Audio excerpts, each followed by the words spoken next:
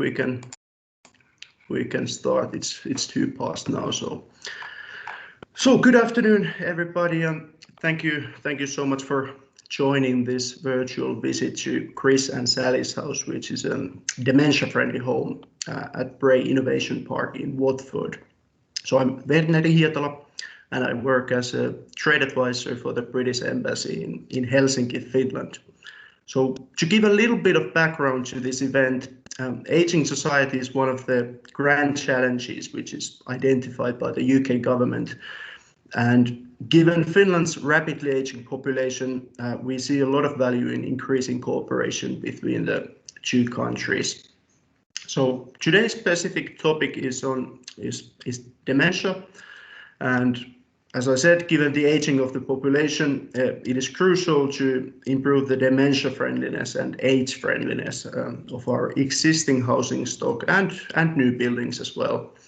So the dementia house we are talking about today is a demonstration home for those living with dementia, and it presents evidence-based design, adaptation, and support solutions. Our initial idea was to make a recording, but we decided to organize this live event too, so that people would have a chance to ask questions. So today you will hear from Julie Taylor, my colleague who is working for the Department for International Trade, and she's our healthy aging specialist. Julie will talk about the UK's expertise in dementia innovation and research. And after Julie, we will do the actual virtual visit to the dementia home. And this is followed by Bill Halsall, who is the architect of Chris and Sally's dementia home here at the BRE Innovation Park. And Bill will discuss the transfer of learning from Loughborough and Liverpool John Moores University into the design and build of the dementia demonstrator. And finally, we have a panel Q&A, which will involve Bill and Julie, of course. And then we have Professor Malcolm Cook from Loughborough University and Dr. Robert MacDonald from Liverpool John Moores University. And we have Deborah Pullen from BRE, who is moderating the discussion. In terms of housekeeping, we did receive some prior questions, and you are of course more than welcome to ask questions by typing your questions in the chat box or by raising your virtual hand and speaking up. But yes, next we have Julie Taylor. Are you ready, Julie? Yes, all set. Perhaps George, if I can ask you to share my slides, if that's okay. Just in case my Wi-Fi isn't great today, unfortunately. But so just as George is preparing my slides, hello everyone, and thank you so much for joining us today. Of course, we would much prefer to invite you physically to the UK to actually visit the BRE Trust Innovation Centre and the Dementia Home, and we hope to do that at some point in the future. So instead of you coming to us in the UK, we're attempting to bring the UK to you today. So as Verneri said, the UK government is very much focused on looking at innovation to help our ageing population. Next slide, please, George. So in fact, we have published the UK Industrial Strategy with 4 grand challenges, one of which is our Ageing Society Grand Challenge. And we aim to harness the power of innovation to help meet the needs of our ageing society. And our mission in this challenge is to ensure that people can enjoy 5 extra healthy, independent years of life by 2035, while narrowing the gap between the richest and the poorest. Next slide, please. So the Department for International Trade is responsible for delivering the trade and investment element of this grand challenge. So what we do is we support UK companies who have developed innovative products and services for our ageing population to export them globally, and hence the meeting today. And we also support innovation from investment into the UK as well. Next slide, please. So in this slide, I've illustrated the main causes of death in England and Wales in 2018. And obviously at a younger age, unfortunately, suicide is the main cause of death. In middle age, it's heart disease. But in later life, in over 80s, it's really dementia and Alzheimer's disease, which is the main cause of death. Next slide, please. So just looking at aged care in the UK, there are around 850,000 people in the UK currently living with dementia, and this is set to rise to more than 1 million in the next 10 years. We have a number of dementia charities across the UK, and one of them is the Alzheimer's Society. And they have estimated that the total care of cost for people living with dementia in the UK is set to rise to £94 billion by 2040. So the NHS in the UK recently launched its long-term plan, and this underlines the problem of the UK's growing ageing population and recommends a more targeted and personalised approach. And in fact, we have in care homes, over 70% of the residents in care homes are living with dementia.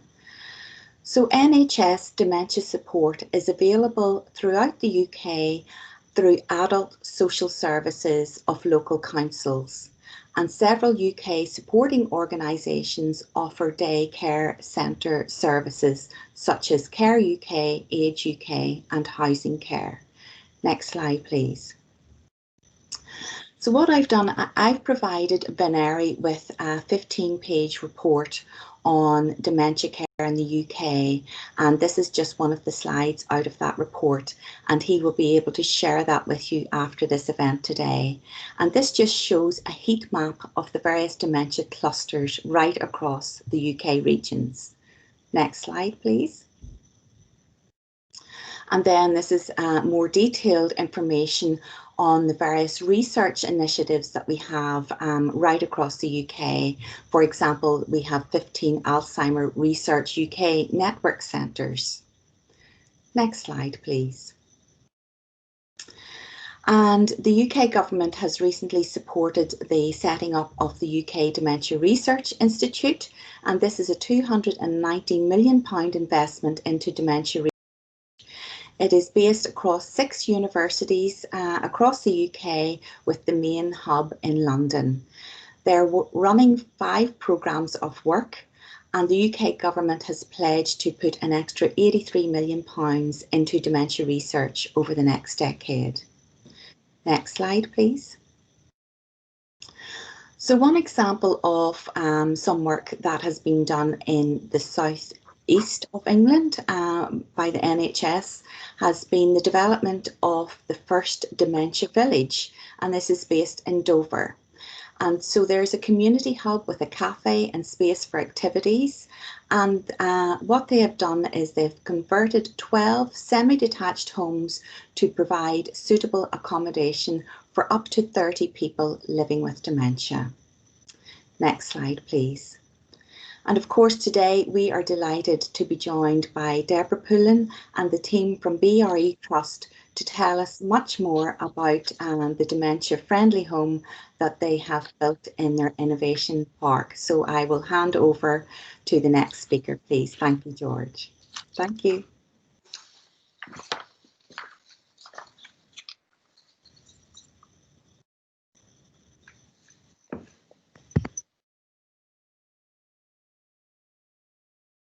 Hello.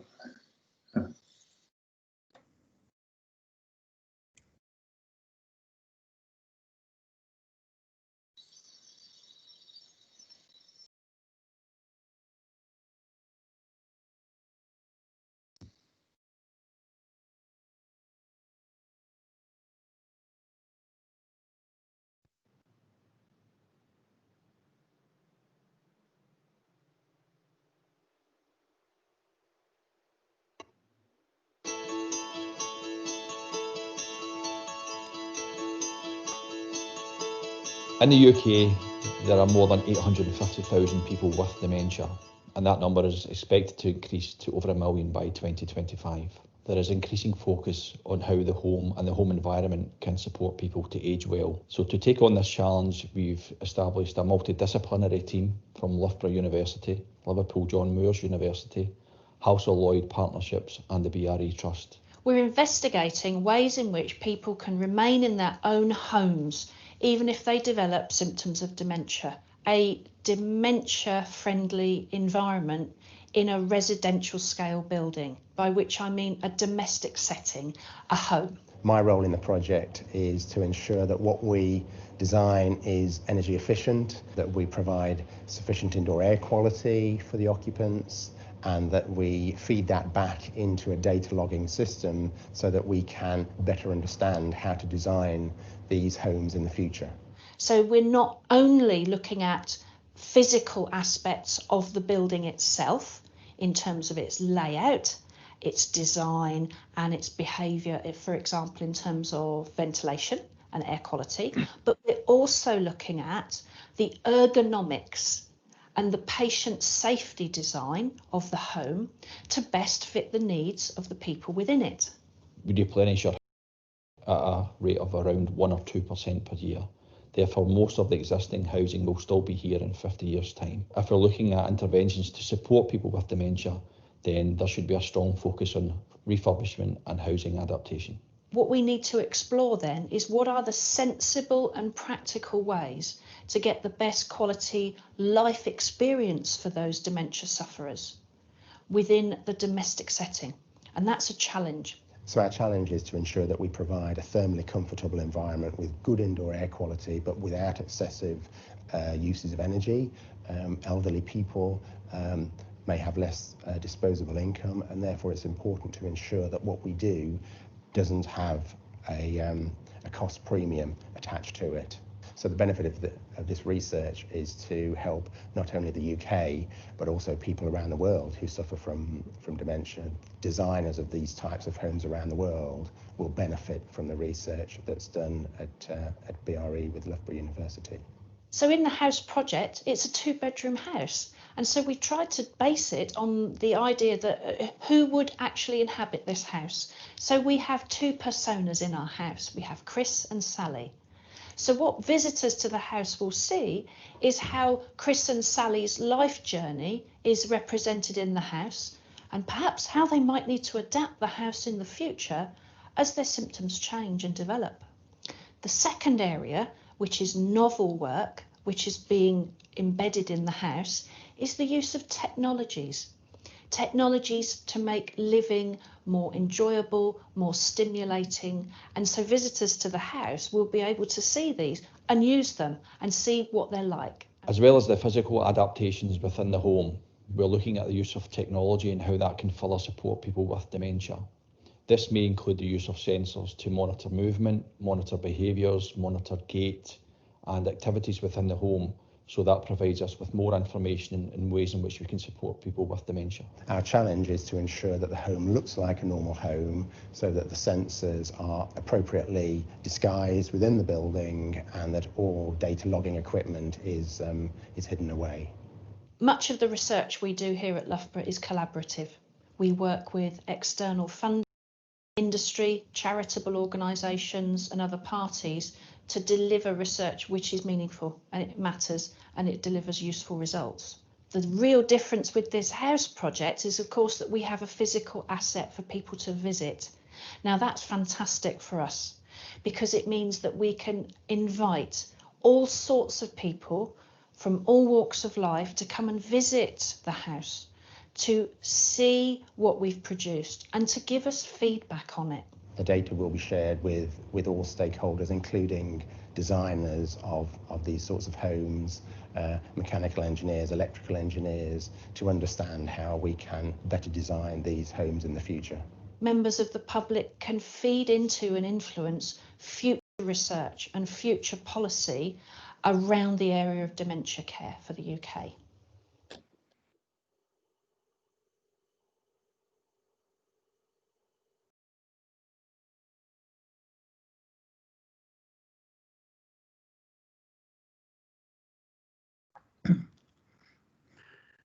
Thank you, George. I think we can move on to you, Bill, next.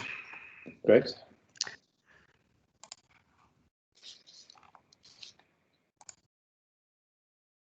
Hello, everyone. Welcome to the story of Chris and Sally's house. Introduce myself. My name is Bill Halsall. I'm an architect and I'm a landscape architect. And I'm senior partner at Halsall Lloyd Partnership, Architects and Designers. I have to add, I'm not a medical practitioner, so we don't get any medical questions. So a few years ago, Rob MacDonald of local John Moores University, who's joined us today, and myself, set out to do some research into design for dementia. And sorry, George, can you move on the slide to, yeah, right, there we are. We carried out some research and design, particularly through an organisation called Dementia Action. We produced 3 books, which you can see there. Now, the point of the research, really, in the first place, was to assist people to live well with dementia and to sustain their capacity in their own homes for longer. So it specifically addresses the domestic environment and people's own environment, you know, the streets and towns and neighbourhoods where they live. Those publications obviously drew a certain amount of attention, and then we were approached by the BRE to get involved in the Dementia Home. So you move on, George. Yes, I'll just skip through the statistics quickly. Julie has dealt with that much better than I could. I think that one of the points on this one is to point out that that blue area at the bottom shows the cost of care provided directly by families. So it's that domestic environment that we're addressing. Next, please, George. And of course, it's a global problem, global epidemic, really.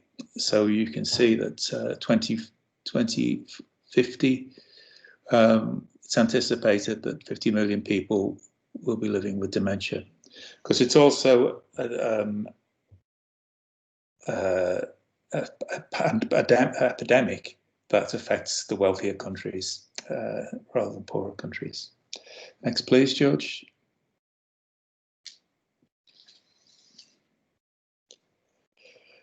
Now, first of all, this is the signpost. This is trying to interpret what the experience of dementia can be like, and these are some of the experiences that people living with dementia have.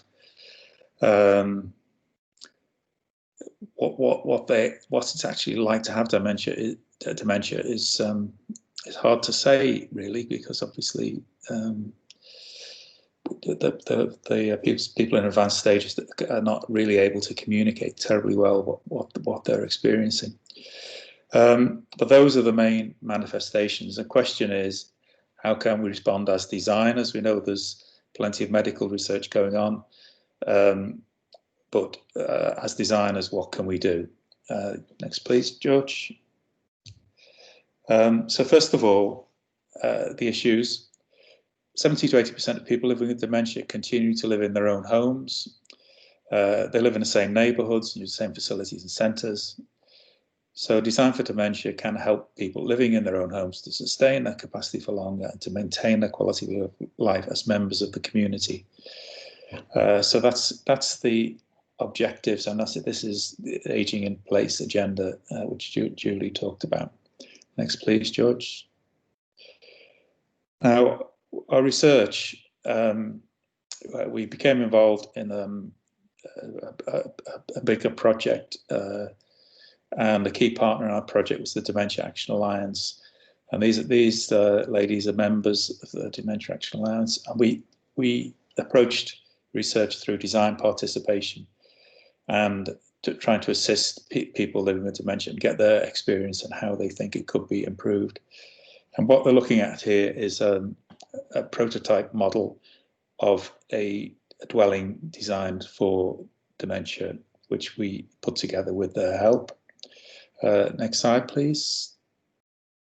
And this is part of a living lab with the same group. And what they're doing here is we're using photo cue cards to do some analysis of how dementia friendly is our city. So these are fairly random photographs of parts of Liverpool, and people are, with the help of carers and professionals, are giving their impressions of what they're seeing on the pictures. It was quite an interesting exercise. Next, please. But we also looked at how we stimulate engagement and communication involving people living with dementia. And one of the things that we're told is that it's quite difficult to ask direct questions of people living with dementia. But what we found is that by reinventing this sand tray idea, we were able to generate experiences. We were able to use sensory experience and memory of different objects and things like that we could use, and that generated a dialogue, and that enabled us to have some insight. Next, please, George. And this is just some photographs of some of the sessions of the living labs. I think Rob will want to talk about some of this work later. Move on, please. Yeah. So out of this work, we deduced some key design principles, and this represents them. And so first of all, if we start with safety, obviously homes will have to be safe and secure, and feel safe and secure, but also familiar, because memories are very important to people living with dementia, and particular things like local landmarks and a sense of orientation. Places need to be distinctive, so that there is a sense of place and people can navigate well, and legible and clear, so it's your perception of space is enabling rather than restricting. Accessible, obviously, people living with dementia can also obviously suffer from other impairments, and so we need to respond to all needs. And I think at the end, comfortable and stimulating and reassuring, and these are more design-oriented things that we try to achieve through our designs. Next, please, George. So, Chris and Sally's house. What I'd like to say is, first of all, and Chris developed by Love. And these personas, including Chris and Sally, embody classic combinations of physical and cognitive impairments. So that gave us a very precise kind of brief to develop the design. And we worked with Loughborough and the BRE and Liverpool John Moores University over probably a year, at least a year, in a piece of interdisciplinary work that produced the design. Can we move on to the next one, please? So Chris and Sally's house is a demonstration project. How can design help people living with dementia to retain their capacity and to live safely and comfortably in their own homes for longer? It's a research platform to carry out ongoing evidence-based research into living with dementia. It's also a learning tool to assist people living with dementia, their carers, developers, institutions in the care, health and housing sectors to understand how new housing design can be improved to cater for ageing in place. I think importantly, it's also an ongoing project. So we're hoping that as our knowledge and everybody else's knowledge increases, then that the project can mature and feedback can be fed back to the participants. Next, please, George. So this is the building.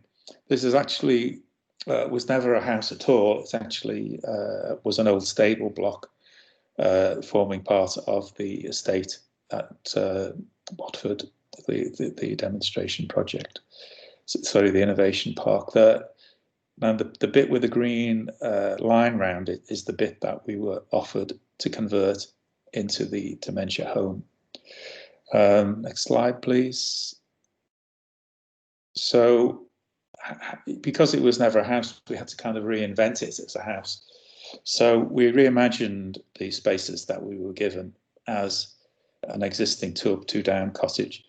And the 2 up, 2 down cottage is quite a sort of typical building form in the UK, whether it occurs in a little terrace street or whether it occurs in a village. This kind of 2-room arrangement is quite historic.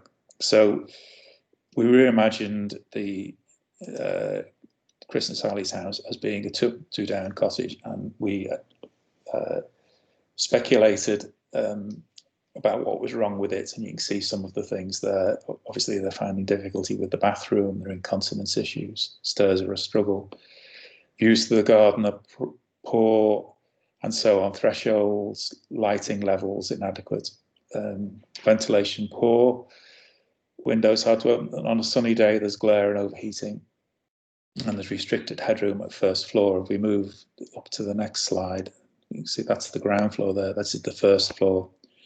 So it's got sloping soffits and things like that. It's also got a lot of doors, which are can be a problem for people living with dementia. Next, please. So the proposed interventions into the form were, first of all, we opened up the space in between the 2 rooms, and this is the ground floor. And I think the most obvious thing is that it's become very open plan. So it's in effect a single space with very few doors, and it's accessible lift or provision for one in the future. So we're trying to anticipate future needs and make it flexible in the future. You can see there also that there's a small room with one with a blue bed in, which is categorized as a day room, but is it's the design thinking is that's a flexible space. It could be a designing room, it could be a hobby room, it could be a quiet room, or it could be a room for end-of-life care. And you can see there that there's a track so that people can be helped into the shower room at the back there. And obviously the kitchen and living room are all visually connected. And we can go on to the next slide, which is the upstairs. Again, you can see we've got round the low ceilings through the design. There's a small tea kitchen area there, which adjoins the main bedroom, which is there to help nursing care or making a cup of tea or sorting out medication, that kind of thing. We've got another bathroom, shower room, and a second bedroom. If you could move on, please, George.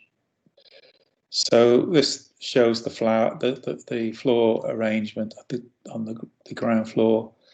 I think one of the things this shows quite clearly is that those yellow arrows, we've designed it so that from key points in the dwelling, the WC is visible, and this is one of the things that came out of our research, is that people feel more comfortable if they know where the facilities are and are less likely to have accidents. You can see the red circles represent wheelchair turning circles, so the whole thing is wheelchair accessible. Next slide, please, George. Upstairs, the master bedroom obviously has the vision cone to the shower room and the WC there, and You can see the lift lobby opening onto the landing. So some of these features which came from the initial building that we were given. So you can see on the right-hand side that there's some high-level windows, which of course you wouldn't normally have. But this is really trying to demonstrate quite a lot of things in one demonstration house. You wouldn't necessarily want to do all of these things in your own house. You might not want that disruption. You might not want the radicalness of the change. But it's a compendium of ideas for people to pick at. Next page, please. Yeah. So this is the kitchen dining room. We've got open plan arrangement. We've got the legibility between the rooms. We've got easy access to the WC and shower room with good visibility for orientation. Lift access to the first floor. We've minimised the numbers of doors. So if you imagine somebody with dementia arriving at this house, they can immediately see where everything is. They're not confronted by a hallway with lots of different doors and having to make choices. The design has walkability as well as wheelchair access, so you can make your way through the home by hanging onto bits of furniture or bits of worktop. The kitchen has glass doors and drawers for visibility of kitchen equipment. It makes things easier to find. We've got high and low work surfaces to accommodate people who might be in a wheelchair. We've got rounded corners everywhere to minimise risks from falls. We've got a view to green out of the window. Put a new window in there to get a view to green. View to green reduces stress for anybody, but particularly for people living with dementia. We have good natural and artificial light. We have tonal contrast between the floor, walls, doors, kitchen unit, fronts and worktops. This is a scale of 100 points really, and we're trying to get 30% difference in light reflectance values between adjoining surfaces to help perception of space for somebody with cognitive impairment. And there's, of course, there's personalisation and memories to make it feel like a home. If we move on, please. The lounge. You can see we move through to the lounge. Similar principles, open plan, view to green, high level of ambient and task lighting. Little details like curtains with a highlighted edge for ease of use, and the contrasting arms on the armchairs. You know, so there's quite a lot of detail you can go into in this this kind of design. Again, the view to green out of the window. Next, please. The day room, obviously a quieter room. You can see the wheelchair. One of the things that we did was to put wheelchair charging points at key positions in the dwelling. So this is one that's in a bedroom. There's also one in a living room. So we're kind of making it easier for people to recharge the wheelchair, you know, any time of the day or night. On the right-hand side, there's a pocket door between the day room and the shower room for flexibility between alternative uses of the room. And we have blackout blinds and things like that to help people to be in terms of their cycle through the day and night. Next, please. This is the shower room and bathroom. The doors on your left are intended as a cupboard for a washing machine. One of the research pointers is that people can find the sound of a washing machine to be disturbing, so we've put it in a separate room of its own. The bathroom itself, of course, is kitted out with all the aids that you might expect, and to be fair, the shower room is actually more difficult to to make homely, actually, because it does have to have all these facilities. But the appliances, the white are white, so they stand out against the floors and the walls. And again, this is for visibility and the light reflectance values. Next, please. And the master bedroom there. So again, contrasting tonal values between the floor and the bed and the walls and the curtains and so on to help that interpretation of space. Next, please. And the guest bedroom, which observes obviously similar principles. Next, please. Now, these are photographs of the finished house.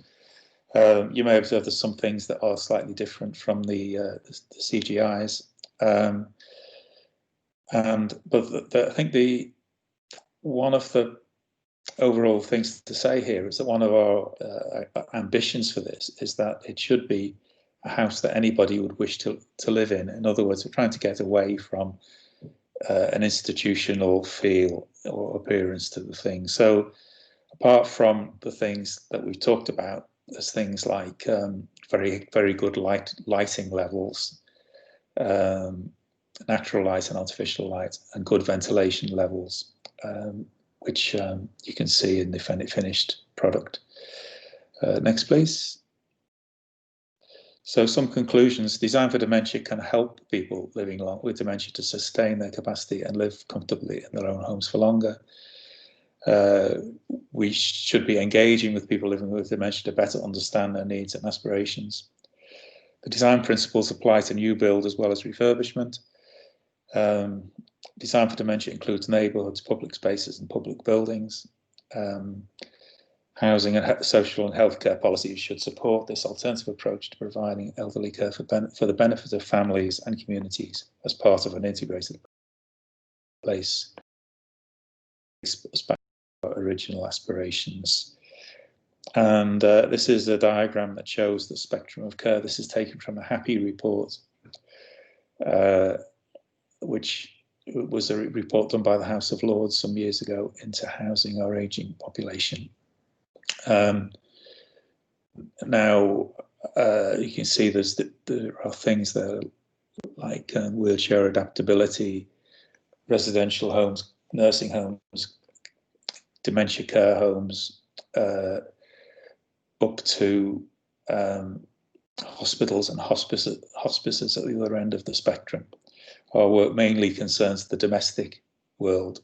And we've got some examples of what we're involved with to follow. If you can move on, George. So this is Peachman Place in Bury. Now this is an interior design scheme from HLP's point of view. It was done by our interior designer Janice MacDonald. But the building itself was designed by another architect, incorporated all the lessons learned in terms of contrasting materials and textures and colours, and the lighting and things like that. But you can see there are some differences here. I noticed on the top left-hand corner there's a picture of a staircase balustrade which is glazed, and that's something that we probably wouldn't do because of the glass is something that people living with dementia can have difficulties with because of reflections and in that case fear of falling where you got a balustrade like that. So we'd probably avoid that sort of thing. We move on to the next slide, please, George. Right. Now this is a scheme in York, New Lodge, New Earswick, York, which we did with the Joseph Rowntree Foundation, and our job here was as landscape architects. So this shows a different kind of role, and you can see in this environment that, for example, all the pavement areas are very continuous. The tonal values are the same, so there's no apparent trip hazards And the same will apply to the thresholds into the building. And you can also see focal points designed into the landscape so that people can orientate themselves better. And on the bottom right-hand corner, you can see some raised beds to encourage people to get involved in gardening and activity. Activity, obviously, very important. Next slide, please. Different again. This is the Welsh Street in Liverpool, which is a neighbourhood, quite famous neighbourhood actually, because this is where Ringo Starr was born. You remember him? And so our job here was to revitalise this neighbourhood, which was actually at the time was run down and intended for demolition. So we were able to, perhaps in only quite a small way, but to integrate some of the design for dementia principles into the scheme in terms of focal points and gateways and thresholds within the neighbourhood. Obviously, plenty of greenery and good visibility into the street. One issue that we can't resolve, and there's obviously ways of doing it, but the thresholds, for example, very hard to get a wheelchair compatible threshold into this kind of dwelling where it's straight onto the street. Next, please. Yeah, this is a new build scheme in Distington in Cumbria. Distington is it's a very picturesque location in the Lake District, but quite a rundown, disadvantaged community. And we were engaged by the community to look at alternatives for a piece of land in the middle of the village. And so we've worked with them to develop this concept of, if you like, a care village within a village. So it's integrated into the village so that it feels like part of the village. But it also includes a high level of design for dementia features, including a residential apartment block of 35 units and 11 bungalows, 3 of which are specifically designed dementia compliant bungalows. And this is interesting, where we get to have to make some definitions. Obviously, they are very expensive units, but we've done some. The rest of the scheme is more of a dementia compatible concept, where it's all there, but it can adapt and change into the future into something that's more specialist. Next, please. This is the last scheme. This is Little Lane. This is an extra care scheme in Wigan. And again, I think you can see highlighting levels, good views out. This is another one of Janice's schemes. So she's not afraid to use colour. You see what I mean? It's quite a bright, cheerful, colourful environment.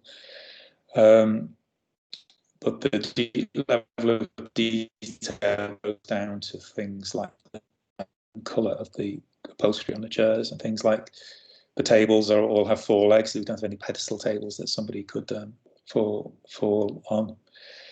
You can see there's also in the bottom left, there's a beginnings of a sensory garden there, and all the units have quite big balcony areas for people to enjoy fresh air and light. So that's the last scheme we've got there. We're obviously involved in other opportunities and developing and cataloguing what we're doing in the field of design for dementia. So next slide, I think, is any questions. So be very happy to answer your questions, and I know Rob and Malcolm probably want to come into the discussion at this point. Thank you very much. That's great. Thanks, Bill. So, hello, everybody. I'm Deborah Pullen, as Veneri introduced me. I'm Chief Exec of the BRE Trust. And so we've got a bit of time for some questions. I've got a couple of questions that people have already posed. So I'll fire those off, and the person was asking about, as well as housing, what other public provisions in the UK are considering the needs of dementia sufferers. So, Julie, do you want to pick up that question? Yes, thank you, Deborah. To answer that question, I'll give an example of a local authority in a UK region. So as I mentioned earlier, adult care services are provided by local authorities in the UK. And one great example of this is the Greater Manchester Combined Authority, based in the northeast of England. And Greater Manchester has been designated by the World Health Organization as the UK's first age-friendly city. And that really is down to the fact that they have quite an advanced healthy ageing strategy that covers, looks at the whole of the city for the older person, from housing to communities to healthcare. So there's lots of information on the Greater Manchester Combined Authority website if anyone would like to look up further information. Thank you, Deborah. That's great. Thank you, Julian. And just for everybody's benefit, what we're going to do is we've already loaded up links and content relevant to wider activities in the UK on our knowledge hub for the BRE Trust. So we'll make sure that everybody has that information after the event. And also there have been a number of both building and community level demonstrators and real projects like the examples that Bill has given. So we'll make sure that where possible, we'll try and signpost those for you where you can find other information.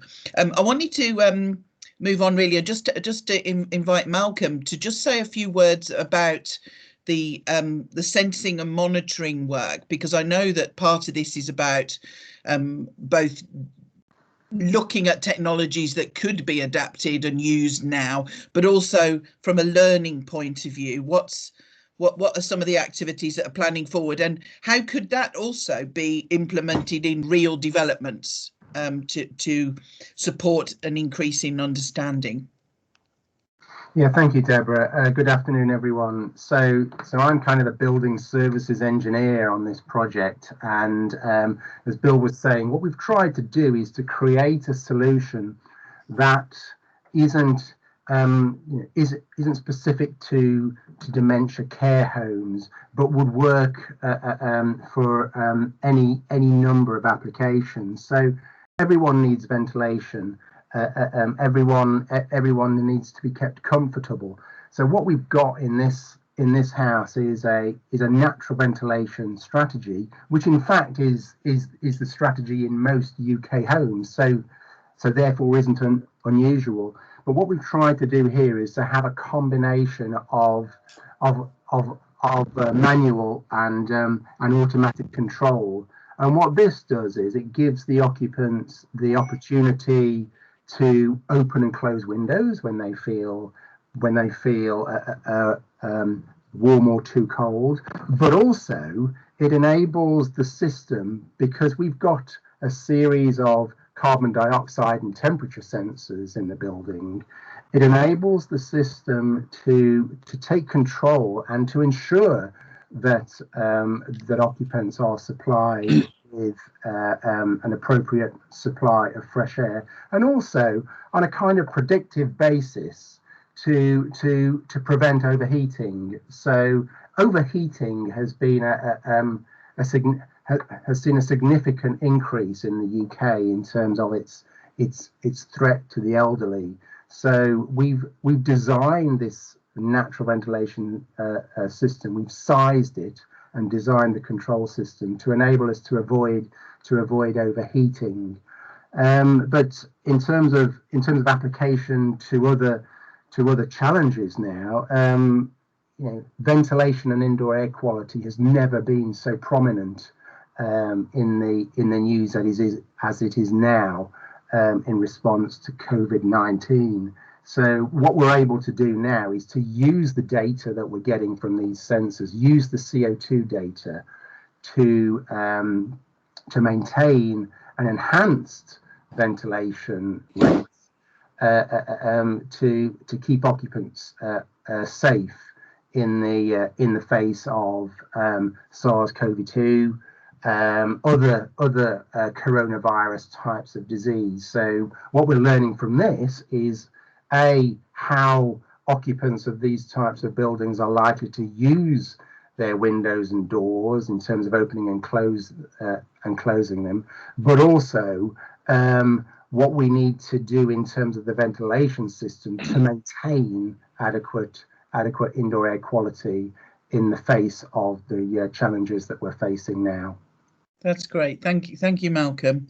So I want to move on to, there's a question here about what are the most important aspects that care homes should learn from this dementia home demonstrator. So I wanted to pass that on to you, Robert, because obviously your expertise is very much in trying to understand the challenges and the features, if you like, of for people who have dementia. So are there some key things that you've learned which maybe care home providers could take into account?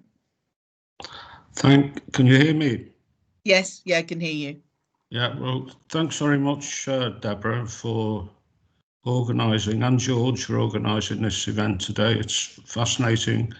I think I've only got three things to say, really. One is the word that Bill used in the conclusion, and that is engage. I think engaging, with people is a part of this house early on, and I think that's important. And I think if care homes are going to be redesigned in the future, I think we all collectively need to engage with the people who are going to be living in them, and we all might well be living in one in the future, so engagement. Secondly, the point I would make is the international dimension of the research.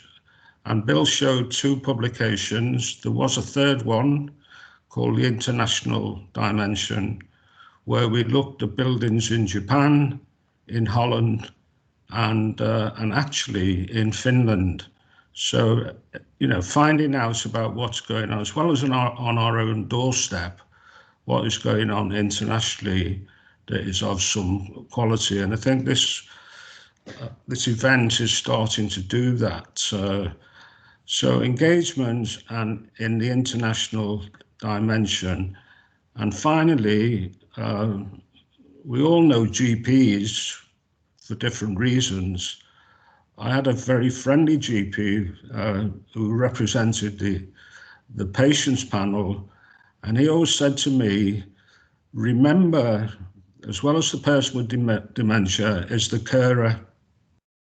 And the carer, lives in the house, in the dwelling, in the neighbourhood for 24 hours a day. So we've got to be, cautious and careful to support the carers. So that's what I would do if I was, involved. Most recently, during lockdown, I've been working with a number of people about designing a virtual care home, starting to think about how could we improve care homes using virtual technology. When lockdown started, I didn't know a thing about, Zoom and Team and all these kind of things. It's a complete mystery. And I probably don't know about them now.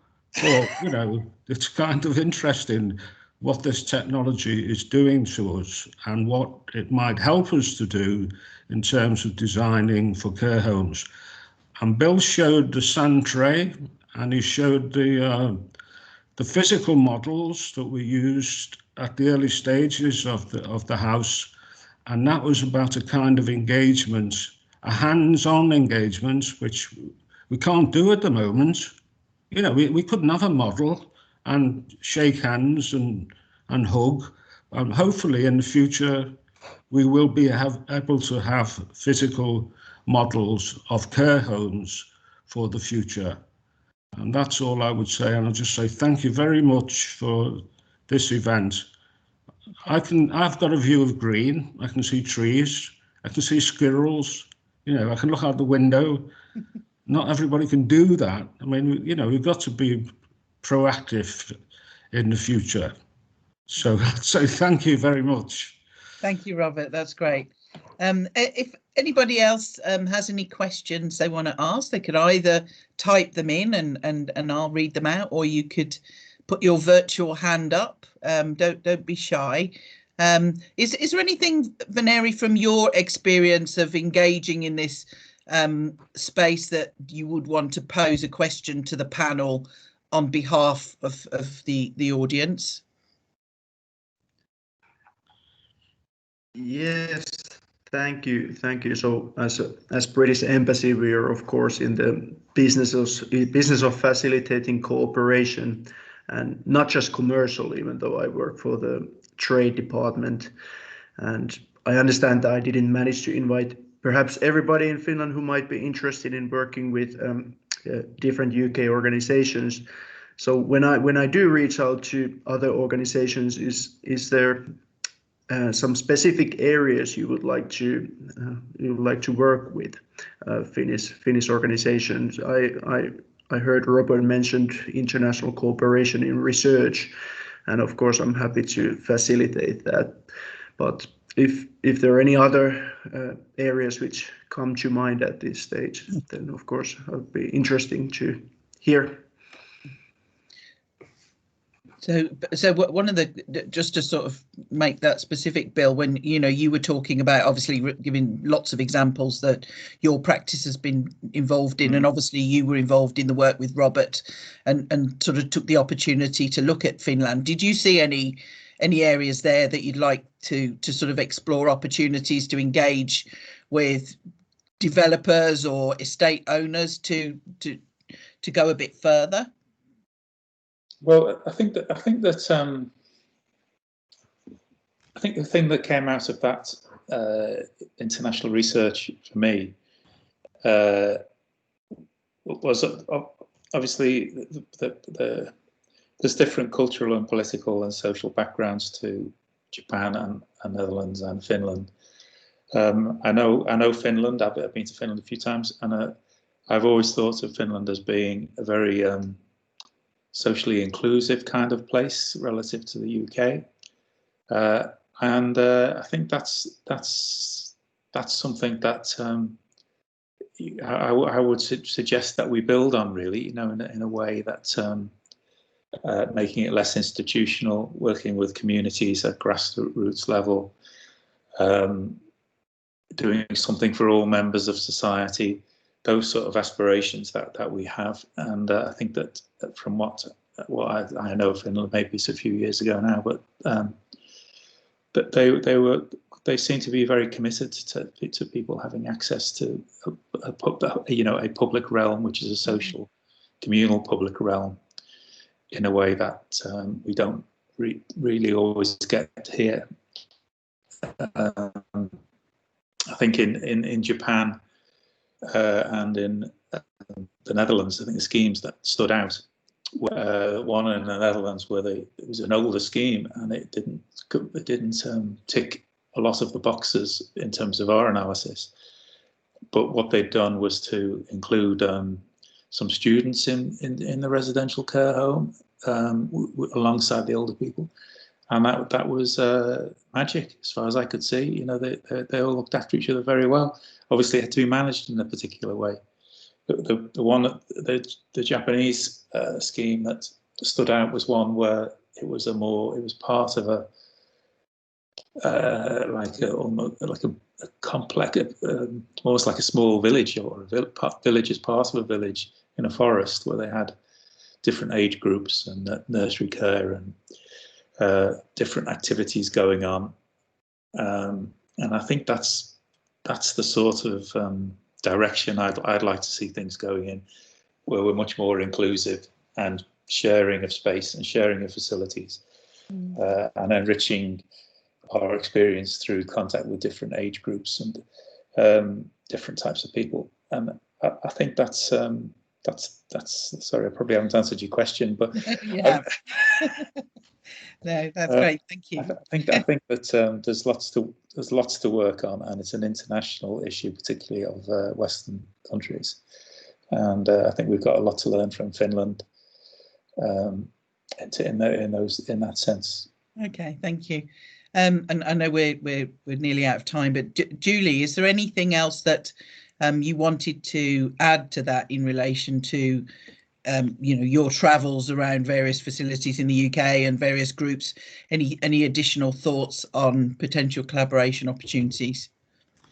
Well, as Veneri has said, the Department for International Trade is here and in Finland, and we're happy to support any sort of collaboration. We're focused on trade and investment support, but we also have our Science and Innovation Network and colleagues based in British embassies across the world who also support research and innovation. So we work quite closely together across trade, investment, research and innovation. So certainly happy to support any collaborations, Deborah.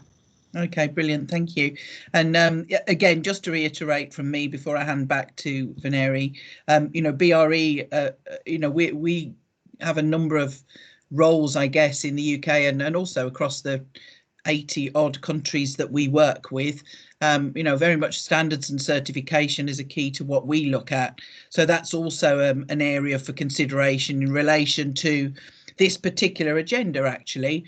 Is there sufficient provision in current standards and also certification of products and buildings and communities to drive best practice? And we'd be keen to engage with others on that, to sort of lessons learned really from sort of national agendas and policy. So that's something from me. So I'd like to say thank you very much for listening, and as I said, we'll provide all the links and information on today plus other supporting information, and then when hopefully our site will be open maybe in the springtime next year, if any of you want to come and visit and see the house for real, you're more than welcome. And also, if you think there are other people who would be interested to know about us and the facility and our work, or we can connect you into others in the UK, then please go back through the colleagues in Helsinki office. So back to you, Veneri, to close. Thank you, Deborah, and thank you very much for the presentations. And it was very interesting, not just from professional, also personal point of view.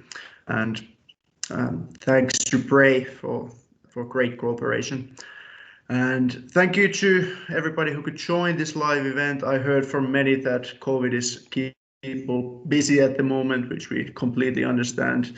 And we know it has a huge impact on care homes. So, and thank you for your work in that sector as well. And so, as I mentioned in the beginning, we will edit and distribute the finished video to all participants, as well as with wider audience in Finland and elsewhere.